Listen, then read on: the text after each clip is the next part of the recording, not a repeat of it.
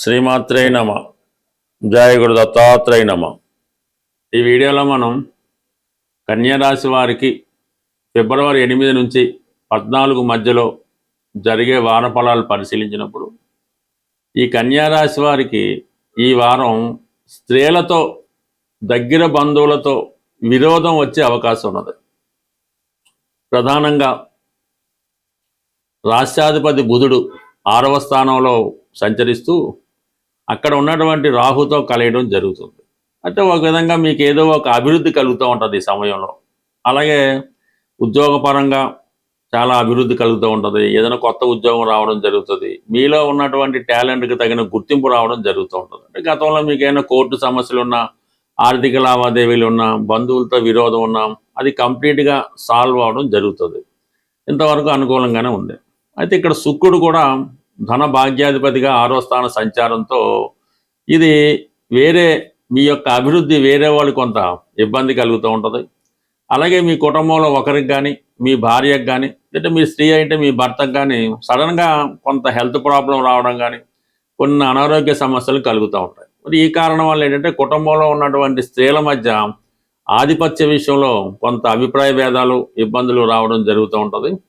అలాగే కొంత సంబంధం లేని వ్యక్తులు మీ జీవితంలో ప్రవేశించి ఈ కుటుంబ సమస్యల్లో ఇన్వాల్వ్ అవ్వడం, కొన్ని కొత్త ఇబ్బందులు రావడం, కొన్ని కొత్త క్యారెక్టర్లు పుట్టుకు రావడం జరుగుతూ ఉంటుంది. బట్ ఏదైనా కన్యారాశి వారు చాలా కాలంగా రహస్యంగా ఉంచాలనుకున్న విషయం బయటపడుతుంది.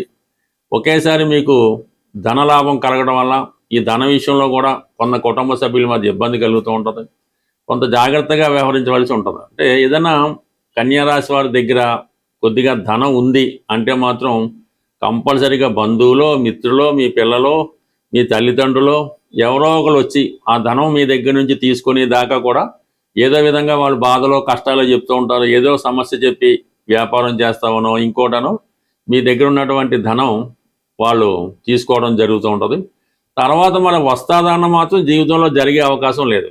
అందువల్ల ఏంటంటే కన్యారాశి వారు ఏదైనా రిటైర్మెంట్ అయినప్పుడు, ఏదైనా ఆస్తి అమ్మినప్పుడు లంసంగా ధనం వస్తే మాత్రం అది మీ పేరుతోనే మీ చివరి వరకు మీ దగ్గర ఉంచుకోవాలి తప్ప ఏమాత్రం మీ దగ్గర ఉన్నటువంటి ఆస్తి లేదంటే ధనం అది పిల్లలే కదా అని పంచిపెట్టి వారికి ఇచ్చేస్తే మిమ్మల్ని చూసేవాడు ఉండడం, చివరికి మీరు ఏ అనాథ శరణాలయంలోనో చివరి జీవితం గడపవలసి ఉంటుంది.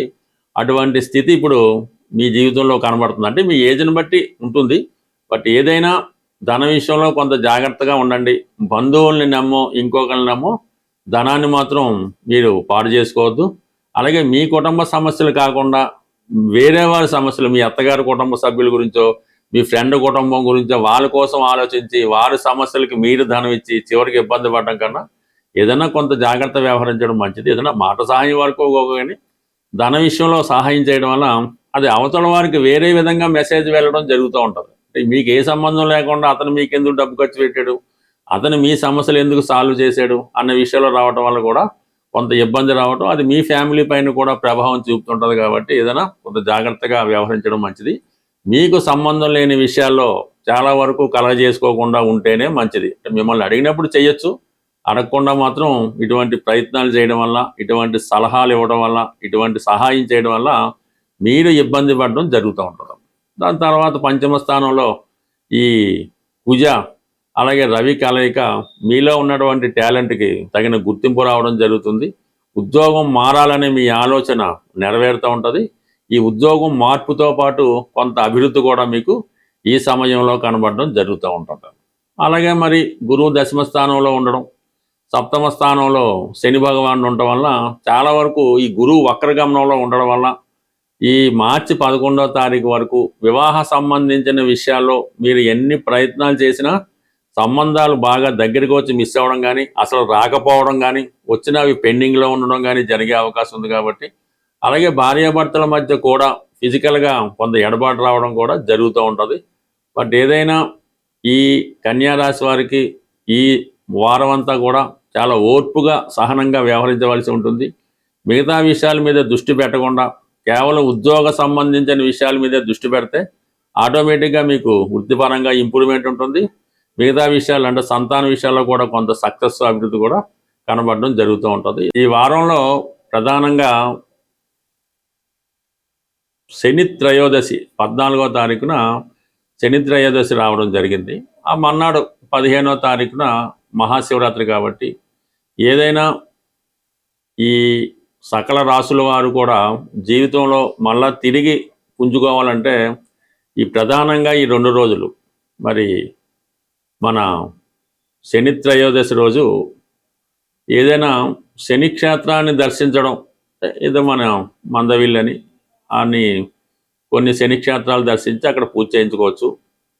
లేని పక్షంలో ప్రధానంగా శివాలయంలో ఉన్నటువంటి నవగ్రహాల్లో ఉన్నటువంటి శని భగవానుడికి అక్కడ ఉన్నటువంటి పంతులు గారి ద్వారా కంప్లీట్గా మీరు మరి విధి విధానంగా శని భగవానుడికి తైలాభిషేకం చేసి చక్కగా ఈ తైలాభిషేకం జరిగిన తర్వాత ఆ ప్రధాన దేవాలయంలో ఉన్నటువంటి పరమశివుని కూడా దర్శించుకొని ఆ రోజు కంపల్సరీగా మీరు అంటే చాలాసార్లు చెప్పినప్పటికి కూడా కొత్త వారి కోసం ఆయిల్తో చేసిన పదార్థాలు ఏమీ తినకూడదు.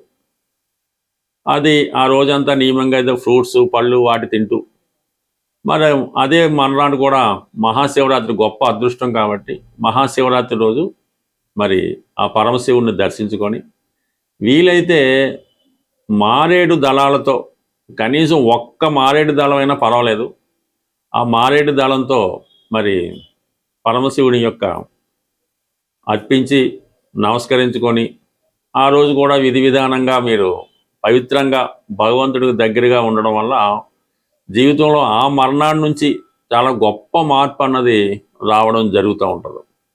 అయితే ఈ మహాశివరాత్రి రోజు వీలున్న వాళ్ళు అంటే ప్రతిదీ పెద్ద టెంపుల్లో పంచారామాల్లో కాశీక్షేత్రంలో అక్కర్లేదు, ఎక్కడ ఏ శివలింగం ఉన్నా వీలైతే రుద్రాక్షలు అంటే ఎన్ని ముఖాలైనా పర్వాలేదు, ఎన్నైనా పర్లేదు, మరి శుభ్రమైనటువంటి వాటర్లో వేసి ఆ రుద్రాక్షలతో శివునికి అభిషేకం చేయవలసి ఉంటుంది.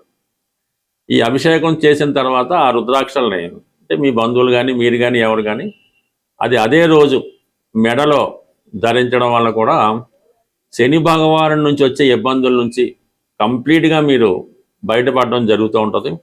అంటే ఒక విధంగా ఈ రుద్రాక్ష ధరించడం వల్ల మీలో ఉన్నటువంటి కోపం అనేది బాగా తగ్గిపోతుంటుంది, చాలా ఓర్పుగా సహనంగా ప్రవర్తిస్తూ ఉంటారు.